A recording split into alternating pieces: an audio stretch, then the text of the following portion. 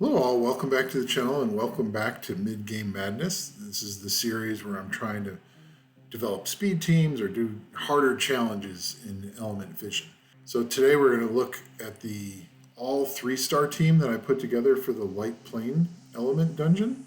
As of right now, my all 3-star team is the 4th fastest team out there, and all the teams above me have 4 stars. So I just thought it would be fun to try to do all 3 stars, and I didn't have the light wisp catcher, and I didn't have the light bear, and so I'm missing a lot of the 4-star units that are in the faster teams. So I don't think I can beat those teams, but I still think I can make my team faster. Probably get it under a minute on its best run, and it's actually building the pumpkins is a little difficult, but building the team is actually not that bad. It's a lot of fun. This team actually kind of reminded me a little bit of Trikaru in Summoner's War. So I really like the light pumpkin with its ability to bring 3 allies with it. I think it has a lot of potential in this game. And so this was my first attempt to really utilize it in a speed team. I actually originally built this team with the light sharpshooter as the lead, just so that the whole team could be faster than the boss. Light sharpshooter goes first and boosts everybody. Both of the pumpkins go next, and they usually both use their skill 3 to kill a unit. The clockwork goes, kills another unit, and then the reason the light popo's in there is she will stun the last unit so that unit doesn't take a turn. And then the light sharpshooter goes again. One of the pumpkins goes again and kills the last unit on wave 1. And that allows one of the pumpkins to have their skill 3 available again for the second wave. So you can kill off another unit right away. Typically the pumpkin and the light clockwork will kill another unit, and then you're only dealing with 3 units on the second wave. What you really want to have happen is you want to have the light sharpshooter have skill 3 available, and you want one of the 2 pumpkins to have skill 3 available when you reach the boss. As long as you have a boost and you have one of the pumpkins with skill 3, you can kill the pumpkin minion next to the boss, and it makes it very safe to kill the boss. So here we go. Stunned, defense break, pumpkin uses skill 2, which means when we get to the next phase, here we go. Skill 3 is available, 1 unit's gone. Clock kills the second unit, and now we have to wait for the 3 minions that are remaining to take turns. And sometimes they stun us, or sometimes they blind us, so we don't do enough damage. But then it's never really, you're not in danger on the second wave. It just eats up time. Typically, in 20 runs, all 20 runs succeed. Every once in a while, one of the runs will fail. So here we go again. Boom, dead. Should be another dead one here. Light clock, one shots another one. There we go. One pumpkin has its skill 3 again. So boost up, kill,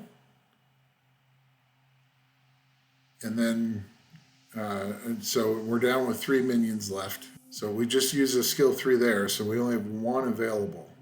So boost up. There's a skill 3, so pumpkin's dead.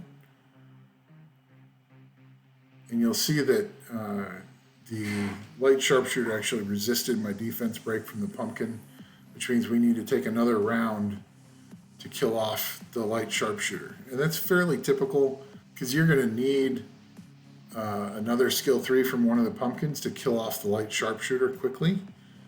And one of the pumpkins will not have that when you get to the boss. So it takes 2 turns to go through the boss. Okay, so if you look here, this shows you the turn order. Light sharpshooter goes first, and in order to be faster than the boss, you need to be at about 250 total speed, maybe like 252, 253. And as long as you can do that with the light sharpshooter and boost up, and all of your other units are within 30% of her speed, then your entire team will go first. So that's a key point. Light sharpshooter will go first. Both of the pumpkins will go to do their skills 3s. to do all the damage. Light Clockwork cleans up, and then the Light Popo goes last to also clean up. So what's really nice is you have 3 sources of defense break. So the Sharpshooter and the 2 pumpkins almost always give a defense break for the other 2 damage dealers. And so if they don't have their big skills available, then they can still kill whatever unit they're aiming at with their skill 1. So it makes for pretty clean runs. So Light Sharpshooter goes first, and she's on double Inspire Protect, and there's a reason she's on Protect, because that sometimes will trigger the Light Sharpshooter on the boss stage, the minion, to actually use its skill 2 instead of its skill 1 to try to remove the shield from one of your units. And that prevents a defense break from going on your unit. So that's a nice little feature of this team. And then the Inspire runes are there just to give extra attack power to the pumpkins. So she's on speed, HP, accuracy, and you want at least 85 accuracy, and then she needs to be at least 252 speed to, and if you're not outspeeding the boss and the minions, then you need to increase her speed. So it's real critical that she's fast. Pumpkin is on speed, crit damage, attack, and that's because you need it to be fast enough to follow the Sharpshooter before the enemy team goes. So you want to be able to take out that light pumpkin minion before it can take a turn. And we'll go real in depth on the pumpkin requirements here in just a moment. And then the next pumpkin goes, and it's also on speed, crit damage, attack. And you'll notice its accuracy is a lot lower, and that's actually a problem. And then the Light Clockwork is the next fastest unit. So I couldn't get 100% crit rate with all Inspire, so I had to use a Fatal set. And it's really important, since the Clockwork is actually kind of your main damage dealer on this team, that it's at 100% crit rate. Speed, and you see I've got definitely room for improvement there. Crit damage, attack, and I still have places where I can add amplifiers, and I can add converters to make the Light Clockwork even better. Popo Rider goes last, and it also needed a Fatal set to get to 100% crit rate. So you always want the Light Clockwork and the Light Popo Rider to always kill the units that they're hitting. So you need that 100% crit rate, because a missed crit can mean a minion doesn't die and it slows down the run. Again, speed, crit damage, and I have her on accuracy because I really want her to land her stun and land her blind to help the team survive. She doesn't need a tremendous amount of attack to do really good damage. You know, her skill 3 is based on the target's max HP. So that's how she's doing her damage. So you want her to be a little bit tankier. Her skill 2 also does damage based on target's max HP. So she doesn't need an attack percent in slot 6. And with the way this team is built, it's really important that she stuns things in that first wave. Otherwise, you're wasting time in the first wave. And having the ability to put the blind on the boss gives you more time to kill the boss before it kills your team. And one of the questions I often see in Channel 1 and also in both of the guilds that I help run is, how much attack do you need in order for the Light Pumpkin to bring in 3 allies? I wanted to make sure when I did this video that I really checked it out. And the answer to that question is you need a minimum of 3,380 attack. And that's from gear, that's from your arena items, your arena towers, and it's also from attack power leads and also attack buffs. You don't necessarily have to have 3,380 on the screen that we're looking at here. You just need it to be that using the attack lead and also an attack buff, which doesn't show up on the screen. So if you're 30% short, but you have an attack buff on your team, you can use it that way. But I don't have an attack buff.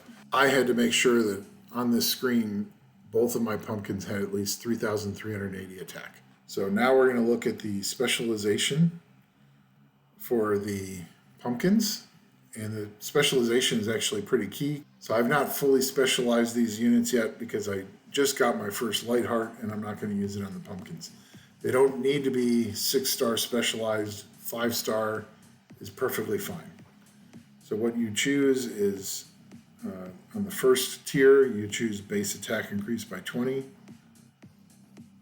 And then this is a great, nice little specialization thing where you get another 5% critical damage up to 3 times because of multi-hit skills. And the pumpkin does all multi-hit, so really nice. Third tier is if you don't have an attack up, which I don't, you get 15% attack of the base value. So that's outstanding. And it also does that for defense, but that doesn't matter here. And then another really nice thing is damage increased by 5% when attacking together with other allies. So that's perfect for the light pumpkin. It's almost like this core tree was built for the light pumpkin. It's pretty amazing. Each time you receive a debuff, the critical damage of your next attack increases by 15% up to 45% stacking. So, and the boss does debuff you. So you do more damage as you get hit. And then what I haven't finished with is the last one, which is seniority. The start of each turn, increase attack bar by 2% of base value up to 10 times. So you can get up to 20% extra attack once you have the pumpkin fully skilled. So, fully specialized. But that's how you set up the specialization for both of the pumpkins. And I haven't played with the specialization in the light clockwork and the light popo. I'm sure they'll get better once I do that. But I haven't. I'm saving my material for my light man-at-arms and my light puppet, which I haven't had a chance to specialize yet. So that's how the team works. All right, that's it for this episode of Midgame Madness. Until the next video, see ya.